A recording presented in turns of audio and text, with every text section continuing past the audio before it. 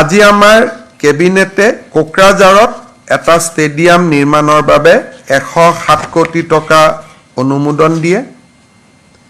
গুৱাহাটীৰ ডাউনটাউন হস্পিটালৰ সন্মুখত নতুনকৈ এখন ফ্লাইঅভাৰ নিৰ্মাণৰ বাবে 111 কোটি টকাৰ অনুমোদন দিয়ে আৰু গুৱাহাটী চিৰিয়াখানাক নতুন ৰূপত সজাই পৰাই তুলিবৰ বাবে 362 কোটি টকা দুটা ইনষ্টলমেণ্টত অনুমোদন দিয়ে। অৰ্থাৎ প্ৰথম 50% কাম হ'ব, তাৰ পিছত 50%। তাৰমানে প্ৰথম অৱস্থাত প্ৰায় 170 কোটি টকাৰ কাম হ'ব, তাৰ পিছত 170 কোটি টকাৰ কাম হ'ব, কিন্তু টোটেল প্ৰজেক্টটো 362 crores আৰু গোটেই চিৰিয়াখানাখন এটা চিৰিয়াখানা কাম টুৰিজিম এট্ৰেকশ্যনলৈকে কনভাৰ্ট হ'ব।